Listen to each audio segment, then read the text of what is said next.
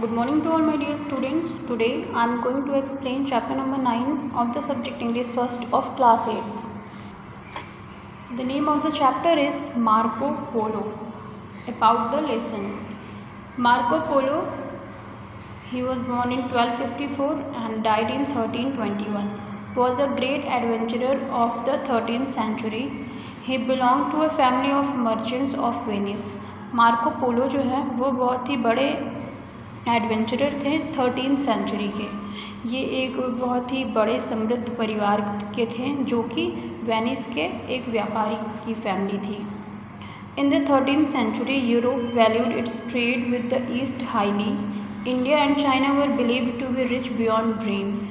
13th century में जो था यूरोप वो ईस्ट में यानी कि पूर्व की ओर पूर्व की तरफ बहुत ज़्यादा व्यापार किया करता था और उसका जो व्यापार था वो बहुत ही बड़ा था जिसकी बहुत वैल्यू थी।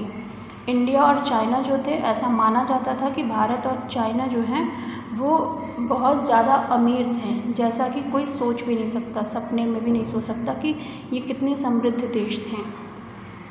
Marco Polo in the company of his father and uncle started on a journey to China in 1271.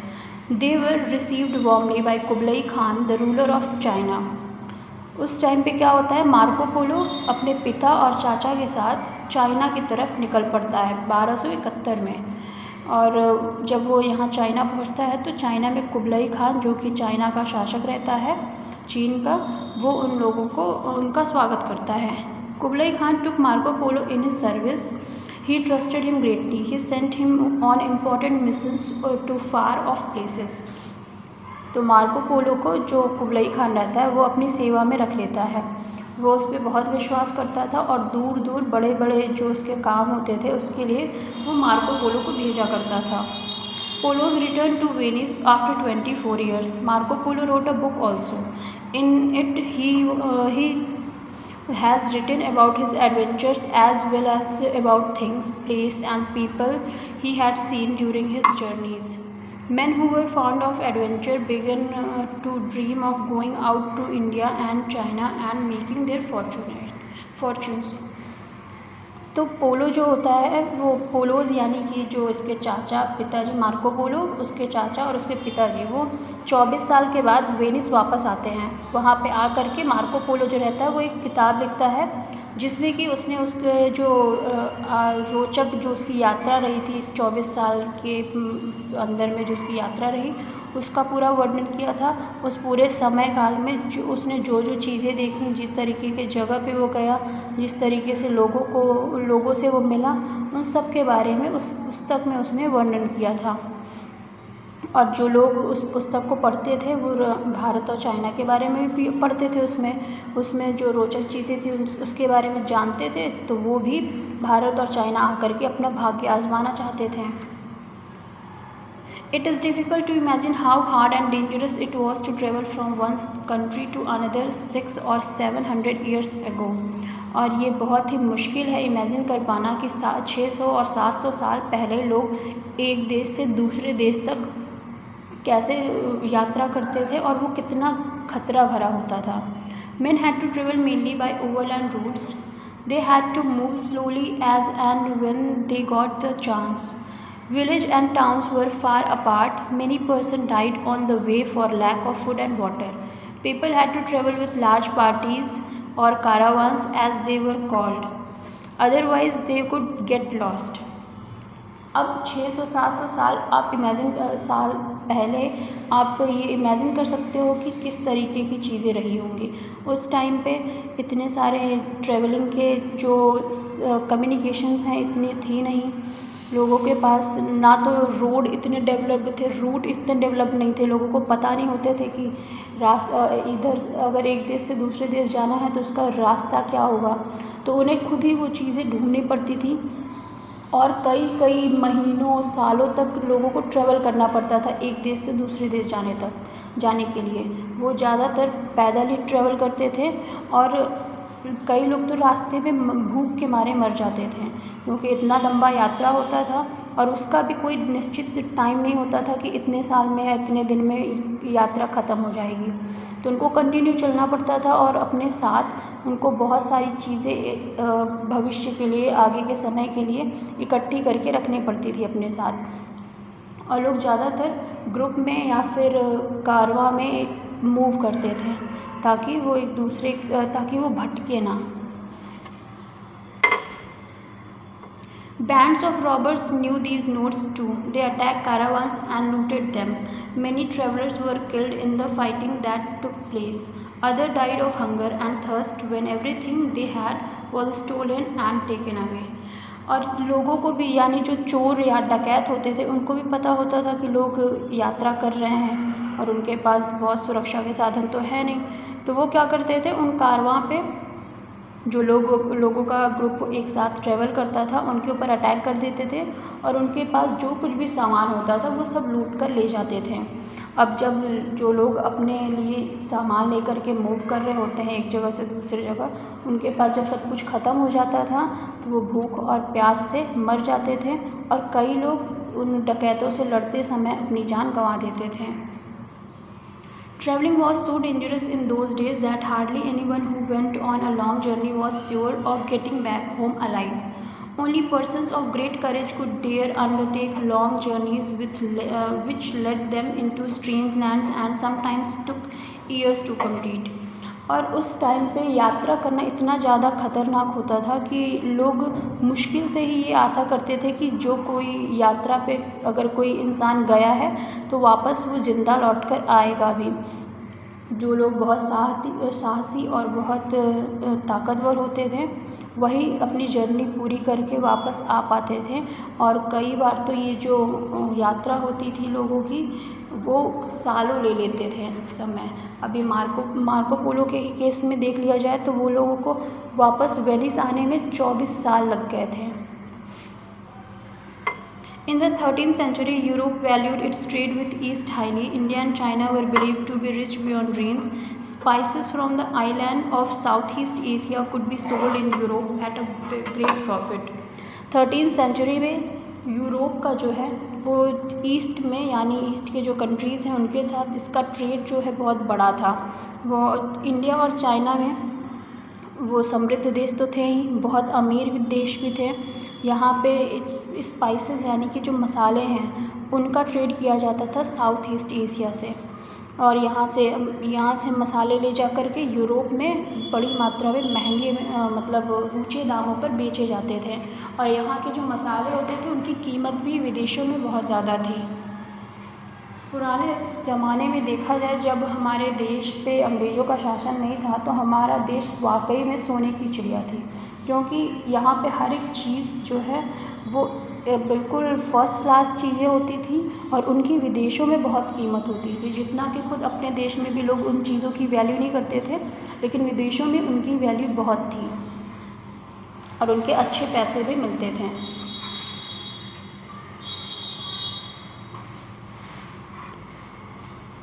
Marco was a young man who lived in Venice. He belonged to a family of rich merchants and the city of Venice was the greatest center in Europe of trade with the East.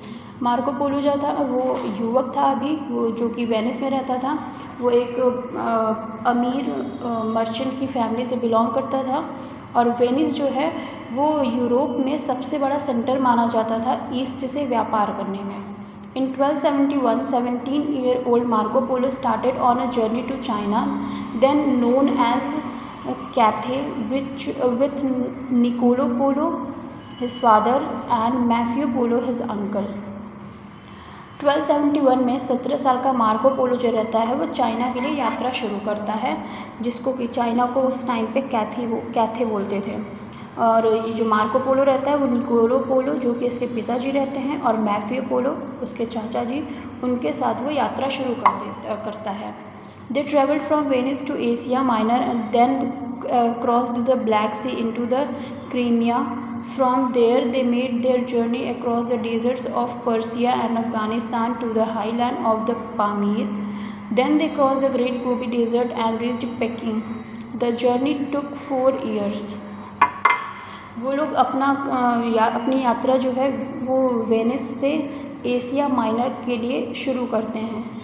पहले वो black सी cross करते हैं, उसके बाद Crimea, फिर वहाँ से वो अपनी यात्रा जारी रखते हैं और फिर पर्शियन डेजर्ट को वो क्रॉस करते हैं। उसके बाद अफ़गानिस्तान पहुँचते हैं। अफ़गानिस्तान के आगे वो पामीर के पठार के पास पहुँचते हैं। फिर वहाँ से ग्रेट गोबी, जो महान गोबी मरुस्थल है, उसको क्रॉस करके फिर वो पेकिंग पहुँचते हैं। उनकी ये जो यात्रा रहती है वेनिस से यहाँ तक कि वो उसको पूरी करने में 4 साल का समय लग जाता है। To us, this seems a very long time for a journey, but in those days, people probably thought themselves lucky that they were able to get anywhere at all. There were many cases to travelers killed on the way or captured and sold slaves.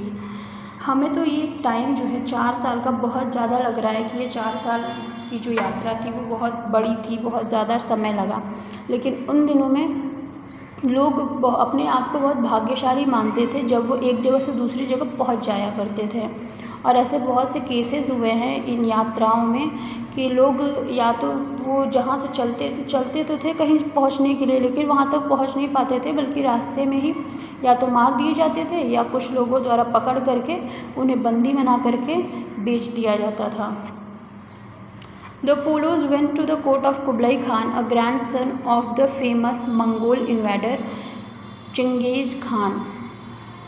He was the ruler of vast empire with its capital at Peking.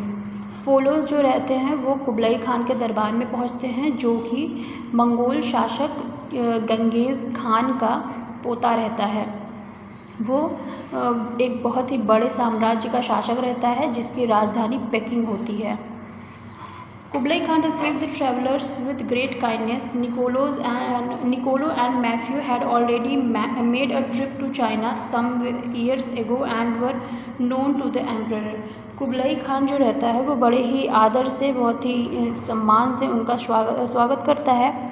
Niccolo और Matthew जो रहते हैं वो एक बार पहले ही China की यात्रा कर चुके होते हैं, इसलिए एम्परर जो बादशाह रहता है वो इन दोनों को जानता था। Marco Polo set himself the task of learning the Mongol language. The emperor was so pleased with him that he took him into his service. He trusted Marco Polo greatly and sent him to many faraway places on his behalf. One trip was made in 1278 to Burma and another sometime later to Ceylon. The trip of Ceylon was undertaken to bring the sacred tooth of the Buddha for the emperor. Later, Marco was made the governor of an important city.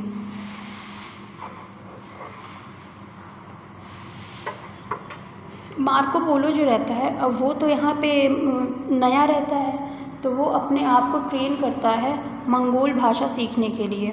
और emperor जो रहते हैं वो इस Marco Polo से बहुत प्रभावित होते हैं और इसलिए वो उसे अपनी सेवा में रख लेते हैं।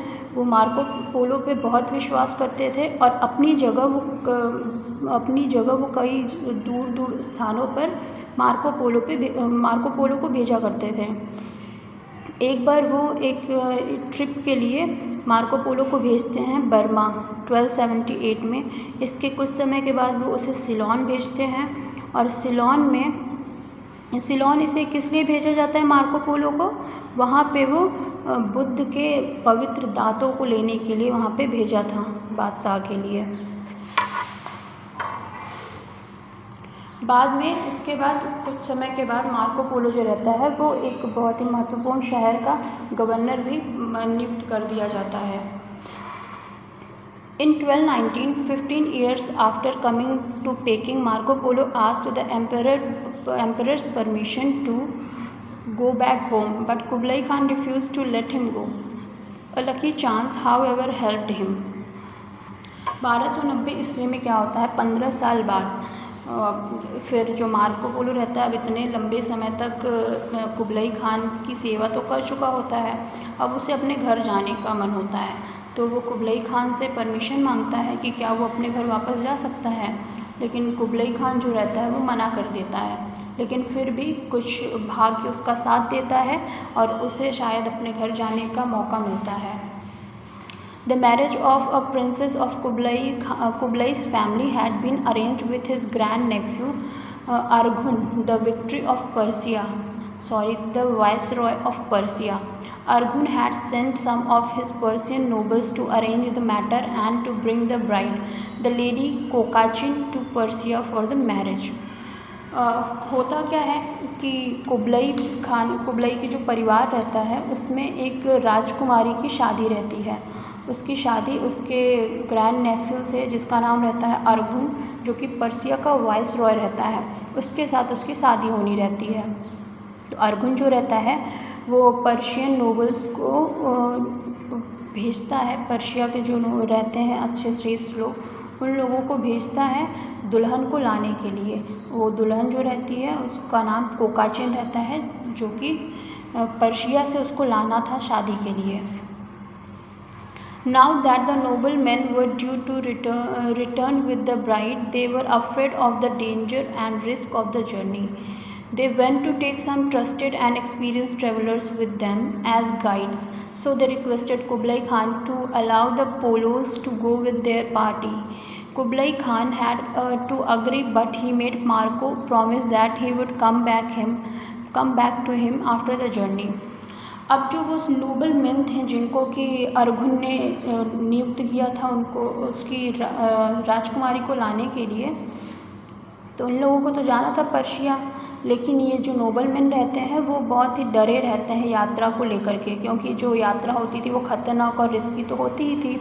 तो ये चाहते थे कि इनके साथ कोई ऐसा विश्वसनीय और अनुभवी यात्री हो जो कि जिसे पहले भी यात्रा का अनुभव रहा हो, ताकि वो इन लोगों को गाइड कर सके उस यात्रा के दौरान।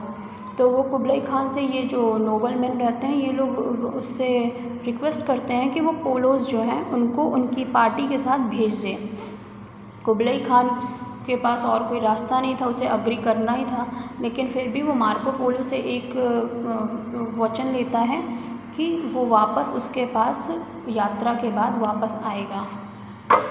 The party decided to travel by sea, but troubles began soon after the party started. Wind carried the ship to Indochina and then to Sumatra. They were delayed there for many months. After months sailing, they reached Ceylon and touched India and East Africa before they reached Persia. The princess arrived safe and sound, but 2 of the 3 Persian noblemen who had started with her died on the way. What was worse, Arghun himself died sometimes before the party reached Persia. अब क्या होता है, party जो रहती है वो अपनी यात्रा शुरू करने के लिए निश्चय तो कर लेती है, लेकिन जैसे ही वो अपनी यात्रा शुरू करती है वैसे ही परेशानियां इनके ऊपर आ जाती हैं। आंधी जो रहती है वो इनके शिप को इंडो चाइना की तरफ हवा से लेकर के बहा करके ले जाती है। उसके पास सुमात्रा यानी जो इंडोनेशिया है वहाँ लेके जाती है, और इनको कई महीने लग जाते हैं पर्शिया पहुँचने में। कुछ महीनों के बाद ये पहुँच जाते हैं, सिलोन पहुँचते हैं, फिर उसके बाद इंडिया को टच करते हैं, फिर अफ्रीका को। इस तरीके से अंत में वो पर्शिया पहुँच जाते हैं, और जो राजकुमारी रहती हैं वो भी सुरक्षित यहाँ तक पर्शिया से आ जाती हैं उन नोबल मेंस के साथ। लेकिन सबसे बेकार चीज़ ये, लेकिन उसमें होता क्या है कि यात्रा के दौरान उनके जो 2 नोबल मेन रहते हैं वो रास्ते में ही मर जाते हैं। और इसमें से सबसे बेकार चीज़ क्या होती है कि अर्घुन खुद कुछ ही समय पहले, यानी कि जो इनकी जो पार्टी रहती है वो पर्शिया पहुंचने से कुछ समय पहले ही अर्घुन भी मर गया होता है। अर्घुन कौन रहता है? जिससे कि राजकुमारी की शादी होनी थी। Shortly afterward, news came that Kublai Khan was also dead. There was no need now for Marco Polo to go back to Peking as he had promised. His father and uncle had grown very rich. They returned to Venice, where they arrived in 1295. They had been away on their journey for 24 years. The lad of 17 who had left home in 1271 was 41 when he returned. फिर कुछ समय के बाद क्या होता है, ये खबर जो रहती है वो इन लोगों को पता चल जाती है पोलोज़ को कि जो है कुबलाई खान जो है वो भी अब मर गया है। तो इनको अब मार्को पोलो को कोई आवश्यकता नहीं रहती है वापस जाने की, क्योंकि इसने वचन दिया था कुबलाई खान को कि वापस आएगा, लेकिन जब कुबलाई खान ही नहीं रहा तो इसे मार्को पोलो को वापस जाने की कोई आवश्यकता रहती नहीं है। तो ये लोग फिर अब वापस अपने घर आ जाते हैं। इनकी यात्रा को पूरा करने में 24 साल का समय लग जाता है, और जब ये अपने घर वापस आते हैं तो इनकी जो 17 लोगों का जो फैमिली था उसमें अब 41 लोग हो गए थे। जब ये वापस आते हैं तो 24 साल के अंदर में 17 से 41 लोग हो गए। The story is told that when the Polos landed in Venice, no one could recognize them, so they invited all their friends and relations to dinner one night. The polos were wearing the rough ragged clothes they had wore on the journey. और ऐसा कहानियों में ऐसा माना जाता है कि जब पोलोज अपने मातृभूमि यानी वेनिस पे पहुंचते हैं तो इन्हें कोई पहचान नहीं पाता है। 24 साल का समय काफ़ी लंबा होता है, इतने में लोगों में बहुत सारे बदलाव आ जाते हैं, तो कोई इन्हें पहचान नहीं पाता है। इसलिए ये क्या करते हैं, अपने सभी रिलेटिव्स को और अपने सभी फ्रेंड्स को एक रात डिनर पे इनवाइट करते हैं। पोलोज जो हैं वो उसी तरीके के फटे पुराने कपड़े पहन रखे थे जो उन्होंने यात्रा के दौरान पहना था। When the guests were all present, the polos tore off the seams of their clothes. Precious stones and jewels fell from the lining of the clothes before the astonished eyes of the guests. Then they believed the wonders of the polos' journey and welcomed them back home. और जब सारे मेहमान जो रहते हैं वो उपस्थित हो जाते हैं तो पोलोज जो रहते हैं ये अपने पुराने फटे कपड़े को फाड़ देते हैं और उनकी कपड़ों में से कीमती जेवरात और पत्थर और जो मोती जो रहते हैं वो सब उनके कपड़ों से गिरने लगते हैं। तब वहाँ पे जो उपस्थित सारे गेस्ट रहते हैं वो इन्हें देख करके आश्चर्यचकित रह जाते हैं और तब उन्हें इनकी यात्रा के बारे में विश्वास होता है और वो सब इनका अपने घर वापस आने पे स्वागत करते हैं। But Marco Polo's adventures were not yet over, he had to face years of hardship still. लेकिन मार्को पोलो का जो आश्चर्य होता है, उसकी जो एडवेंचर होती है वो यहीं पे ख़त्म नहीं होती है, अभी आगे भी उसे बहुत कुछ झेलना था। War broke out between Venice and Genoa. Marco Polo, who was sailing one of his trading ship, was taken prisoner. He remained in prison for 3 years, but he did not waste his time. He called for the notes he had made on his journey and detached a book to a fellow prisoner. When peace was made after 3 years, he was allowed to go home. अब क्या होता है, Marco Polo अपने घर तो आ गया था, लेकिन अब एक और मुसीबत आ जाती है। वो क्या होती है, वेनिस और जिनोवा के बीच में युद्ध छिड़ जाता है और इसमें मार्को पोलो को गिरफ्तार कर लिया जाता है। उसके बाद इसे जेल में डाल दिया जाता है। ये 3 साल तक जेल में रहते हैं और वहाँ पे भी ये अपना समय बर्बाद नहीं करते हैं। इन्होंने अपनी यात्रा के दौरान जो कुछ भी नोट्स बनाए थे उन सबको वो एक अपने साथी प्रिजनर के साथ, जेल में रहने वाला कैदी के साथ किसी तरीके से वो एक बुक डिटैच करवाते हैं उससे, डिक्टेट करवाते हैं, यानी ये बोलते थे और वो लिखता था। उसके बाद जब शांति का माहौल हो जाता है 3 साल बाद फिर इन्हें छोड़ दिया जाता है कि ये घर वापस जाएं। Marco Polo's book became very famous. He had written not so much about his own adventures as about things, place and people he had seen. Among other places, he had written about Japan. No one in Europe had ever heard of Japan before. No one even knew that it existed. Marco Polo की जो पुस्तक रहती है वो बहुत प्रसिद्ध हो जाती है। उसमें इन्होंने सिर्फ अपनी यात्रा के बारे में, अपने एडवेंचर्स के बारे में और लोगों के बारे में, स्थान के बारे में ही नहीं लिखा था, बल्कि इन्होंने अपनी पुस्तक में जापान नाम के देश के बारे में भी लिखा था, जिसके बारे में लोगों ने पहले कभी नहीं सुना था। कोई भी यूरोपियन जो है वो जापान नाम के देश के बारे में नहीं जानते थे और उन्हें ये भी नहीं पता था कि ऐसा कोई देश एग्जिस्ट भी करता है। Marco Polo is supposed to have been the first European to travel right across Asia। और मार्को पोलो जो रहते हैं वो पहले यूरोपियन होते हैं जिन्होंने एशिया की तरफ यात्रा की थी।